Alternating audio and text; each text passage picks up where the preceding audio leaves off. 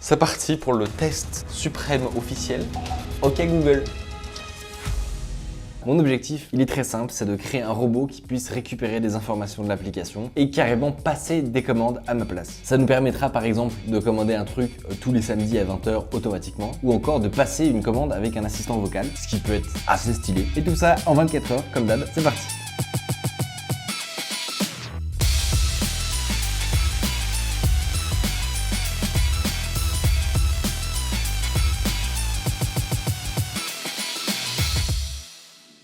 Alors en général, quand on veut faire ce genre de truc, on utilise ce qu'on appelle une API. Une API, qu'est-ce que c'est? On va reprendre Wikipédia.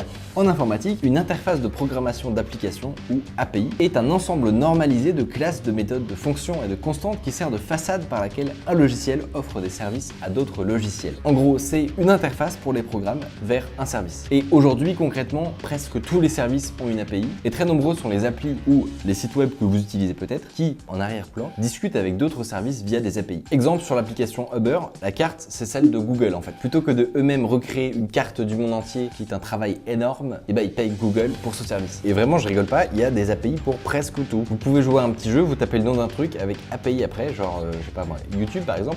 Bien sûr ils ont une API. Tiens, les lumières connectées, genre Philips Hue. Ils ont une API. Donc là déjà, ça vous permet par exemple de faire clignoter vos lumières quand vous avez un nouvel abonné. Non. Mais alors concrètement, ça se matérialise comment? En général, vous allez avoir une liste d'URL qui correspondent à différentes actions. Pour reprendre l'exemple des lumières, on est sur la doc de Philips Hue. On a une URL qui permet de changer l'état d'une lumière. On nous donne la méthode qu'il faut utiliser et des paramètres à donner. Est-ce qu'il faut allumer la lumière? À combien on mettrait la saturation, la brillance, enfin bref. Mais malheureusement, dans notre cas à nous, c'est beaucoup plus compliqué parce qu'il n'y a pas d'API publique pour Uber Eats. Et c'est, ma foi, fort compréhensible. Qui d'autre a besoin d'automatiser des trucs avec Uber Eats? Personne n'a envie de faire ça, sauf nous. Et vous aussi peut-être. Comment on fait dans ces cas-là? Eh bien, pas le choix. Il faut disséquer l'application ou le site en question pour voir comment il fonctionne. Et là, je peux vous dire qu'on comprend très vite l'intérêt qu'a une documentation, même quand elle est moche. No, God, please, no! Pour Uber Eats, on a le choix entre regarder comment fonctionne le site web ou l'application. Pour des raisons que je ne vais pas détailler ici, c'est préférable de passer par l'application. Et ensuite, on va lancer un outil qui s'appelle Charles. Charles, donc, c'est un logiciel qui va nous permettre de regarder quelles sont les requêtes qui sont envoyées et reçues par le téléphone. Là, on a un petit problème, c'est que la plupart des requêtes qui partent et qui arrivent sur le téléphone, elles sont en HTTPS. Donc, elles sont chiffrées et on ne peut pas les lire. Pour pallier à ce problème, il va falloir installer notre propre autorité de certification sur le téléphone.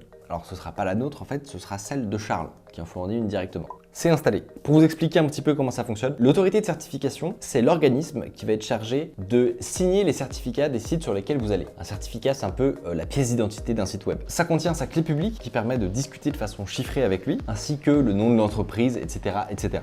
Cette pièce d'identité, elle est tamponnée par ce qu'on appelle une autorité de certification. Du coup, en installant le nôtre sur le téléphone, on peut se placer en intermédiaire avec l'ordinateur, et ce, même pour les requêtes HTTPS. On va vérifier ça de suite. Coucou. Et là, la question, c'est est-ce qu'on peut voir dedans? Eh bien, on dirait que oui. Voilà. On peut voir la requête si on a cherché coucou et on nous renvoie une page HTML. Magnifique. Là, vous allez peut-être vous dire, le problème est réglé. Mais non, pas du tout. C'est que le début des emmerdes. Si j'ouvre l'application Uber Eats, de quoi on s'aperçoit? Alors, effectivement, on voit des requêtes qui semblent partir vers une URL qui ressemble à cn-go1.uber.com. Mais elle rate. Il n'y a pas une requête qui passe. Alors là, je peux vous dire que je me suis arraché les cheveux là-dessus. Et j'ai finalement, après moult de recherches, découvert pourquoi ça marchait pas. En plus des sécurités qu'on a évoquées juste avant, les applications utilisent en général une couche supplémentaire qu'on appelle le SSL pinning. C'est un mécanisme de sécurité qui protège les sites internet de l'usurpation d'identité contre les certificats frauduleux émis par des autorités de certification compromises. Et là, le problème, c'est que c'est pas une autorité de certification compromise, c'est juste la mienne. Alors, en version simplifiée, comment est-ce que ça marche? En fait, à l'intérieur de l'application, ils vont stocker la signature de l'autorité de certification, sa pièce d'identité. Ce qui fait que moi qui arrivais tout fringant avec une autre pièce d'identité, et il me dit fuck. Donc je suis bien emmerdé. Le seul moyen qu'il y a pour observer le trafic de cette application, c'est d'avoir la bonne carte d'identité qui est entre les mains de Uber. Donc forcément, je ne l'ai pas. Comment on va faire? Nous allons être obligés de trifouiller un petit peu l'application. Un vrai plaisir. Première étape, récupérer l'application en format .apk. ça c'est fait. Le format APK, en fait, c'est juste un fichier zippé. Et donc, on peut regarder un peu ce qu'il y a à l'intérieur. Comme beaucoup d'entre vous, sans doute, j'imagine, quand on télécharge une application, à l'intérieur, il n'y a pas le code source, il y a le code machine. Pour Android, c'est du code Dalvik, donc des points d'ex, ça ressemble à ça. Je suis moyen chaud, hein. On va pas se mentir, je ne sais pas lire ça. Je sais qu'il y en aura un ou deux aliens qui comprennent des trucs là. Donc pour les gens normaux, on va transformer tout ça en quelque chose d'un peu plus intelligible. C'est ce qu'on appelle du code Smally. En fait, c'est littéralement la même chose, c'est juste un petit peu plus intelligible. On est bien d'accord.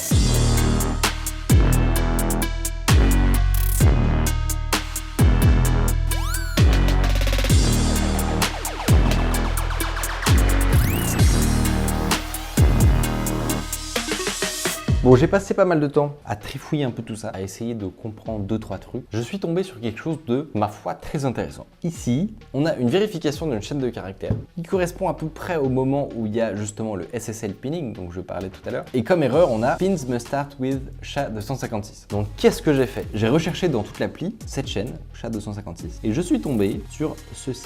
Ça ressemble quand même vachement à deux signatures. Et sachant que juste en dessous, on a une URL uber.com, une date qui ressemble à une date d'expiration d'un certificat, à mon avis, on dirait quand même vachement qu'il s'agit des pins SSL. Pour en avoir le carnet, on va aller vérifier si ça correspond bien à la carte d'identité de l'autorité de certification qu'utilise Uber. Pour ça, j'ai fait un petit script, n'est-ce pas? Uber.com. Paf! Et on nous donne un pin. Attention, est-ce que vous commencez à le voir venir ou pas? Ça ressemble un peu quand même, non? Ah, cette satisfaction. Vous le voyez en 2 minutes là. Mais ça m'a pris du temps avant de trouver ça. Beaucoup de temps, beaucoup. À mon avis, ce qu'on pourrait faire, c'est essayer de remplacer cette chaîne par la signature d'autorité de certification de Charles. On enlève. On va supprimer Uber parce qu'on va la remplacer par notre version à nous. On rebuild le tout. On a une nouvelle application, Uber Eats. Et sauf que c'est pas la vraie, c'est la mienne. Et là, attention, le suspense est à son comble. Il semblerait que on ait des requêtes en clair. J'ai envie de pleurer. Je suis trop content. On voit tout, on voit absolument tout. Donc les paramètres qui ont été envoyés, ça c'est ce qui part chez Uber hein, quand vous installez l'application, littéralement. Ah merde, il y a vraiment quelqu'un qui a reçu un code là. Oups, désolé. Donc ça, quand vous installez l'application, c'est ça qui se passe en fait. Vous avez des paramètres, ici on peut voir le numéro que j'ai rentré, et derrière on voit que Uber répond. On aimerait une authentification par SMS, c'est pour ça qu'il nous affiche cet écran là. Le plus compliqué c'est vraiment d'accéder à ça. Parce que maintenant qu'on a ça, on peut juste se balader dans l'application, et en fonction des actions qu'on fait, on peut regarder quelle requête part et quelles sont les réponses qui arrivent. Là par exemple, si je refresh la page d'accueil, on voit quoi? Une requête qui part à /v2/marketplace. Il nous suffit de regarder les paramètres. Alors là, il y a marqué Hôtel Matignon, c'est si on a envie d'envoyer un petit déj au Premier ministre. Merci monsieur. Maintenant qu'on a les clés, on a juste à se balader dans l'application. Et plus aucun secret de l'API privée d'Uber Eats ne nous sera inconnu. Le plus dur est fait, mais il reste quand même à créer un programme qui envoie ces requêtes avec les bons paramètres et qui traite l'information qui revient, etc. D'ailleurs, vous pouvez me souhaiter bonne chance en vous abonnant à cette chaîne. C'est vrai ça, je le dis jamais. Chaque abonnement, c'est une ligne de code qui s'écrit en plus.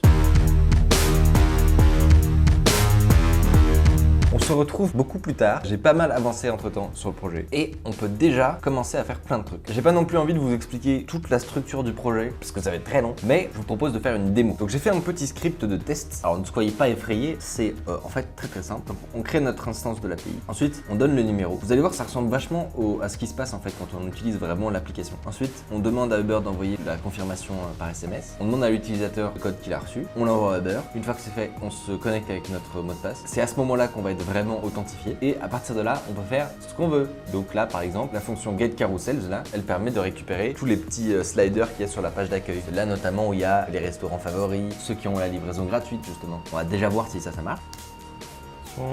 Il me demande un code OTP qu'on vient de recevoir. Incroyable, incroyable. Mec, c'est vraiment incroyable. Et ça nous sort nos restaurants favoris. C'est fou, non? Ah, je suis refait. Donc là, déjà, avec ça, mon coloc peut implémenter son truc là qui le prévient quand il y a la livraison gratuite sur un resto. Et ça va lui prendre 10 lignes à peu près. Parce que derrière, il n'y a pas 10 lignes. Moi, je vous le dis, derrière, il n'y a pas 10 lignes. Dernière et finale étape, on se retrouve quand j'ai fini le passage à la caisse.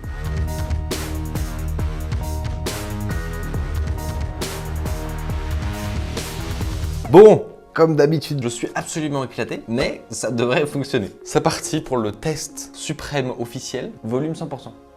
Ok Google, commande mon plat préféré chez Otakos. C'est fait. Votre commande a été passée, votre coursier arrivera dans environ 35 minutes. On va vérifier maintenant sur l'appli. Est-ce qu'il y a une commande? Incroyable commande en cours de préparation. Eh mec, c'est vraiment incroyable mec. Ça a marché! C'est quand même assez incroyable parce que je me fais livrer par un programme que je suis en train de coder. Pour faire le plein d'énergie, il faut des lipides, des matières grasses, mais là attention, il ne faut pas abuser parce que ça déborde très vite.